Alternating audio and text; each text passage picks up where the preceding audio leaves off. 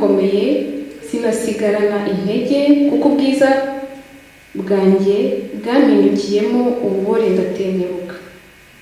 Ubwiza bw'uyu mubiri yahise abona ko ntaho bihuriye, nubwo yajyaga yicara avuga ati nkwiriye kurya kugira ngo umubiri wanjye umere neza, nkwiriye kwambara, nkwiriye kwicara mu myanya y'icyubahiro. Nubwo Daniel yicaye ari umuntu uca bugufi cyane, ariko ibaze ko nubwo yatunganiraga Imana ngo abonye Yesu yahise abona ko ubwiza bwe ngo bumuhindukiye ngo nk'ububore, ikintu kiboze.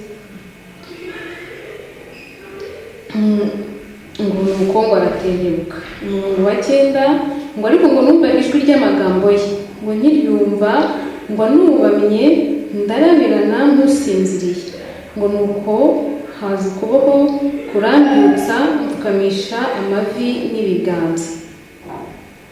Ngo yaguye nk'uwubamye, amavi n'ibiganza byose bijya hasi, kubera ko Imana yacu yera ari y'icyubahiro, imibiri yacu idashobora kurebesha amaso. Cya cyubahiro wonyine ubona ukicara hasi ugapfukama, amaguru n'amaboko bikajya hasi, nicyo cyubahiro Daniel yabonye. Ngo nuko baramubwira ati ngo yewe Daniel, umugabo ukundwa cyane. Amen. Ngo Imana yaramubwiye ngo umuntu ukundwa, ahangaha nawe ushobora kwashyira izina ryawe. Nimba warasenze Imana uyizeye, nimba waratunganiye Imana ugasenga, nawe Imana irakubwira ngo iragukunda cyane. Ngo wumve amagambo ngiye kukubwira, ngo haguruka wewe, muntu ukundwa cyane. Ntabwo Imana yaduhira ijambo itadukunda. Ntabwo uyu munsi nari kuba nahawe gusomera ijambo y'Imana ibitahunze. Ntabwo nari kuba nemerewe kuri babwira Imana ibitahunze, kubera ko Imana idukunda, kubera ko Imana ibakunda. Iravuga ngo haguruka weme, kubera ko uyu munsi ngutumweho. Ngo amaze kumbwira iryo jambo ndahaguruka mpagarara ntengurwa, kubera ko na n'ubu hari igihe Imana ituvugisha ntitwizere koko nimba ari ijwi ry'Imana twumvise, tugashaka ko umuntu ari budukonfirime, tugashaka ko hari ikindi gisobanuro kirenzeho kiri buze. Ntabwo ari bibi, ariko na Daniel wasengaga kenshi akavugana n'Imana ikamubwira ngo haguruka wewe, yarahagurutse ariko ngo akomeza gukomeza gutengurwa. Ngo nuko Imana ngo 12 ngo ahera ko aramubwira ati witinya Daniel, kuko uhereye ku munsi watangiriyeho gushishikarira gusobanukirwa no kwicisha bugufi imbere y'Imana yawe.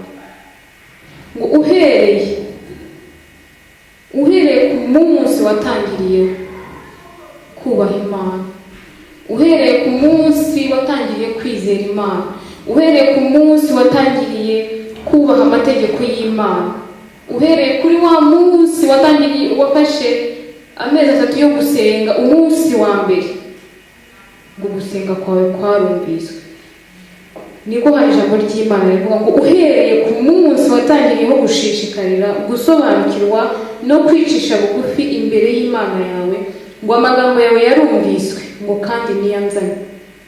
Yamuzanye uyu munsi, kandi yari amaze ibyumweru 3 asenga yiyiza atarya atanywa. Nyuma y'ibyumweru 3 ku munsi wa 20 niko ijambo rimbwira, ngo nibwo umuntu w'Imana yaje aramubwira ngo iryo jambo ngo ryumviswe wa munsi wabikoze, wa munsi wa mbere wabitangiriyeho, wa munsi wa mbere wabikoze wumva wubashye Imana, wizeye, wihanye, wujuje ibintu byose Imana isaba kugira ngo usenge. Icyo gihe Imana yarakumvise. Ngo ariko umurongo wa 13 ngo umutware w'ubwami bw'Ubuperesi ngo amara iminsi 21 abuze. Hari ibintu biba bikiri mu nzira, hari ibyo Imana iba igomba guhindura, hari ibyo bitewe n'uko nimba warasenze, urugero usaba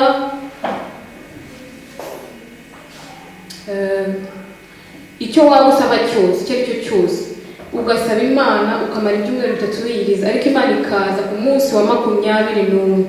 Ni ukubera iki? Ni ukuvuga ngo muri iyo minsi ntabwo Imana yari yicaye, mbere na mbere yagira ngo yumve ko utari buyibwire ngo basi ngo nimba wanze kubikuraho ngo basi ngo bigabanye bya bindi nabwo nahoze mvuga kare. No, yagira ngo ubanze mu kwizera kwawe ukomeye, ukwizera kwawe gukuri. Yagira ngo ubanze unyure muri uwo muriro nka ya zahabu, ubanze unozwe. Yagira ngo n'abantu bose bakuzengurutse, abantu bagukikije, abo bantu n'ubundi ibyo yerekwaga bizagiraho navuga ingaruka cyangwa se umumaro, nabo babanze wenda hagira igihinduka muri bo, babanze bagira icyo biga. Ngo abo ngabo ibyo byose duhura nabyo, ibyo tubona bitubereye iminsi 1000 kandi ku Mana ari umunsi umwe, ibyo ngibyo ngo ni ubwami bw'ubuperesi. Nibyo nagereranya n'ubwami bw'ubuperesi, nibwo bugitindije, nibwo bugitumye Imana ibiretse. Kandi nabwo ntabwo ari ukuvuga ngo biratinze cyangwa byabujije Imana, nuko icyo gihe kigomba guhita, nuko iyo minsi igomba gushira kugira ngo umuntu amenye, kugira ngo umuntu ahishurirwe n'ibindi. Kubera ko hari igihe twibwira ngo turazi, nyamara hari ibindi nyine ubona hagati muri icyo gihe uba ukwiriye kubona kugira ngo usobanukirwe. Umurongo wa 13 baravuga ngo ariko umutware w'ubw'ubuperesi amara iminsi 21 ambuze. Ngo nyuma Mikayeli umwe wo mu batware bakomeye ngo aza kuntabara, ngo ntinda mu bwami bw'ubuperesi.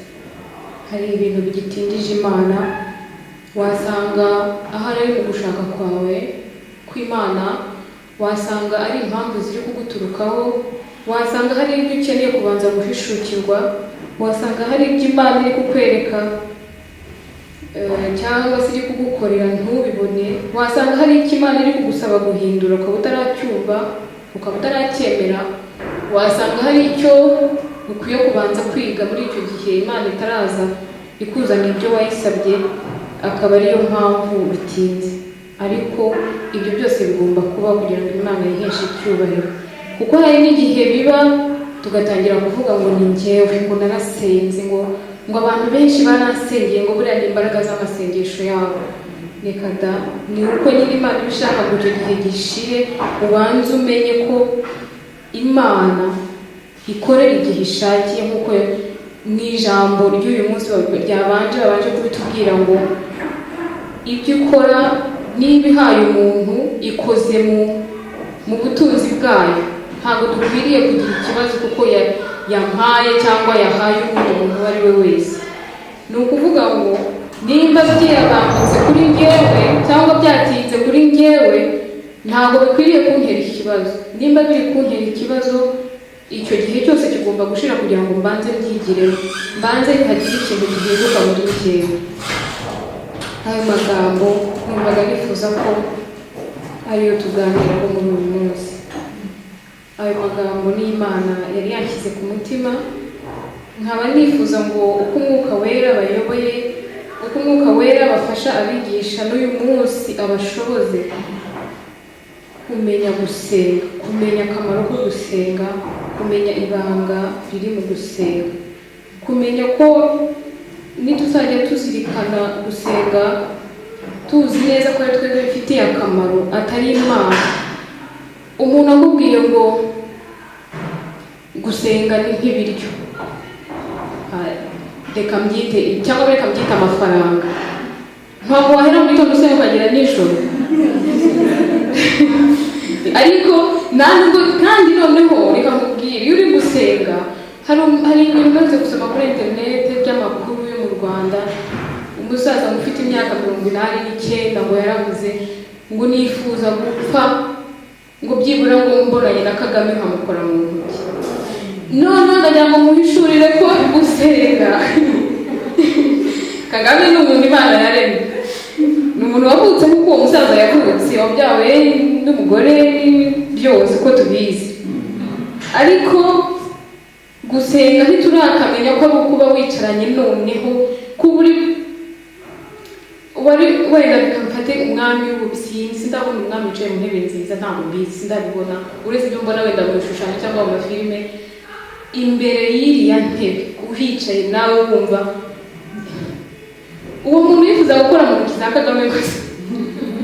Ariko ngo iyo turi gusenga tuba twicaye imbere y'Imana yaremye Kagame, yaremye Obama, yaremye abantu bose tujya twifuza ngo kubonesha amaso atari kuri televiziyo. Iyo uri gusenga uba wicaye imbere y'uwo muntu. Ibyo bintu ugiye ubiha agaciro, ukamenya ko gusenga birenze no kuba uri kwinjiza amafaranga uko usenze. Uba uri kubitsa mu bintu byinshi cyane, ahantu ngo hatagera ingese, inyenzi n'ibindi byose bishobora kwangiza ubutunzi bw'umuntu, niho uri kubibitsa.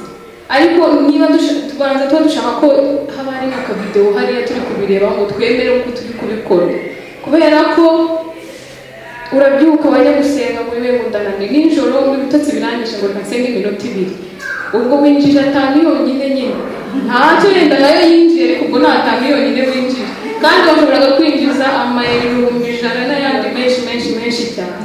Wibaze byashobokaga. Niyo mpamvu iri jambo ndihabwa naravuze mbere na mbere ni njyewe ryari rigenewe, ariko nifuje ko namwe nifuje ko n'ukuri ryagira icyo ribungura, tukajya dusenga tutavuga ngo uyu munsi ndasenga iminota 5, uyu munsi ndasenga ariko ngiye kurya. N'igihe uri gutera intambwe uri gusenga, n'igihe urimo gukora akazi uri gusenga, n'igihe cya gihe wasenze wamaze kuryama, wasenze mbere yo kuryama, n'igihe utarabona ibitotsi gutekereza kwawe kube gusenga. Igihe cyose, kubera ko ngo bigira umumaro iyo dusenganye umwete. Ariko nanone gusengana umwete ntabwo ari ugusenga inshuro 10 ku munsi, ni ugusenga tuzi uwo tubwira, ni ugusenga dufite umwuka wera, ni ugusenga duharanira kumenya. Kuko nanone nisenga inshuro 10 ku munsi nkajya nyiha amanota ngo nasenze kenshi kubera ko nari mfite umwanya no, ibintu byose Imana iravuga ngo ninjye ngomba kubahamiriza, ninjye ngomba kubashima. No kuko igihe cyose tugikorera gushima n'umuntu ntaho twari twagiye. Nuko rero dusenge kubera ko tuzi neza ko gusenga kwacu ari twebwe bifitiye umumaro. Njyewe bifitiye akamaro, nisenga bizangirira akamaro, nisenga bizagirira abavandimwe akamaro, nisenga bizagirira igirize nsengeramo akamaro, nisenga bizagirira umuryango wanjye akamaro, n'igihugu n'abandi bose tujye dusengera. Ariko nitwibuka se kubasengera umunsi umwe, uwundi munsi tukirirwa twitemberera.